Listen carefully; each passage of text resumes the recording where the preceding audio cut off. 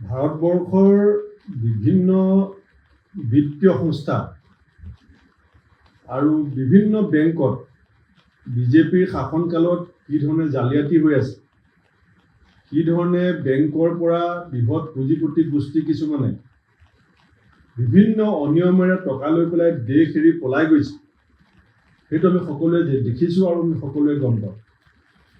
Apex bank অসমৰ এটা জাতীয় অনুষ্ঠান।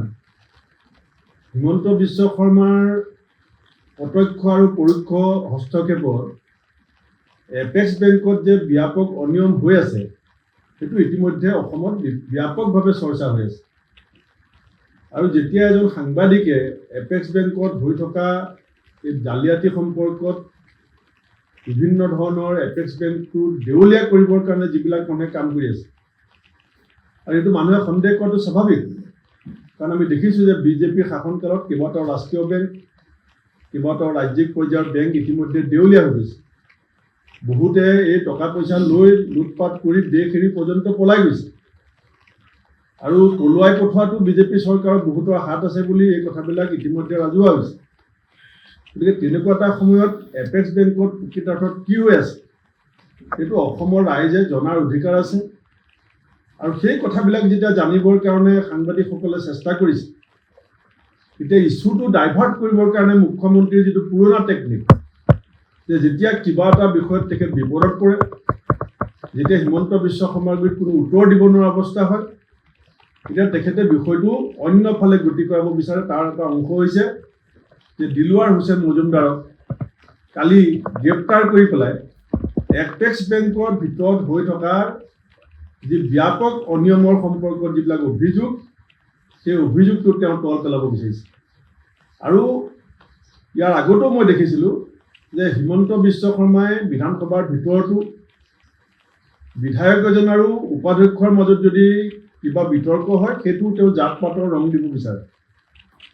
এজন সাংবাদিকে যদি তেওঁক অস্বস্তিকৰ এটা প্ৰশ্ন সোধে, যিটো তেওঁৰ উত্তৰ নাথাকে, তেতিয়া সাংবাদিকজনেও তেওঁ জাত পাত বিচাৰ কৰিব বিচাৰে। এতিয়া বেংকৰ মেনেজাৰৰ তেওঁ জাত পাত বিচাৰ কৰিব বিচাৰে। বেংকৰ মেনেজাৰ এটা পোষ্ট, সাংবাদিক এটা দায়িত্ব। সাংবাদিকে মেনেজাৰক সোধা প্ৰশ্নটোৰ মাজত জাত পাত বিচাৰ কৰা হিমন্ত বিশ্ব শৰ্মাৰ যিটো স্বভাৱসিদ্ধ তেওঁৰ যিটো প্ৰকৃতি, এইটো অসমৰ মানুহে বুজি পাইছে। মই গৃহ বিভাগৰ দায়িত্বত থকা হিমন্ত বিশ্ব শৰ্মাই সাংবাদিকৰ কণ্ঠৰোধ কৰিবলৈ চেষ্টা কৰা এই ধৰণৰ অপচেষ্টাক আমি তীব্ৰ ভাষাৰে গৰিহণা দিছোঁ। আৰু মই গম পাওঁ যে আমাৰ গুৱাহাটী প্ৰেছ ক্লাবে আন্দোলনৰ কাৰ্যসূচী লৈছে। এই আন্দোলনৰ প্ৰতি অসম প্ৰদেশ কংগ্ৰেছ কমিটিৰ পূৰ্ণ সমৰ্থন আছে। আৰু সাংবাদিক সন্থাই যেতিয়া য'ত যেনেকৈ সহযোগিতা বিচাৰিব, আমি অসম প্ৰদেশ কংগ্ৰেছ কমিটিয়ে সেই সহযোগিতা কৰিবলৈ সাজু আছোঁ।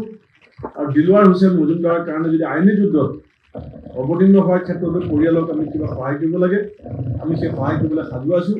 আৰু এইটো হিমন্ত বিশ্ব শৰ্মাই সংবাদ জগতকো ভয় খাব বিচাৰিছে যে মোৰ লগত লাগি নল'ব, মই যি লুটপাট কৰোঁ, যিমান বেয়া কাম হওক। এইটো মহাভাৰতৰ যুদ্ধত ধৃতৰাষ্ট্ৰ হৈছিল। যেতিয়া সঞ্জয়ে সঁচা খবৰবিলাক ধৃতৰাষ্ট্ৰক দিছিলে, তেতিয়া ধৃতৰাষ্ট্ৰই সঞ্জয়ক ডিঙি চেপি মাৰিব বিচাৰিছিল। এতিয়া অসমৰ সংবাদ মাধ্যমকো হিমন্ত বিশ্বই কণ্ট্ৰল কৰিবলৈ চেষ্টা কৰিছে, যিটো আমি কোনো গণতন্ত্ৰ প্ৰেমী, আমি গণতন্ত্ৰক ভাল পোৱা, আমাৰ সংবিধানক ভাল পোৱা কোনো এই কথা মানি ল'ব নোৱাৰোঁ। আৰু দিলৱাৰ হুছেইনক অনতি পলমে মুক্তি দিবৰ কাৰণে মই চৰকাৰৰ গুৰিত দাবী জনাইছোঁ। অন্যথা প্ৰেছ ক্লাবে যি আন্দোলনৰ কাৰ্যসূচী ল'ব, আমি ৰাজ্যজুৰি আমি প্ৰেছ ক্লাবক সহযোগিতা কৰিবৰ কাৰণে আমি সিদ্ধান্ত ল'ম। যিকোনো খবৰৰ বাবে যোগাযোগ কৰক 7099017330 লগতে 7099017110 নম্বৰত।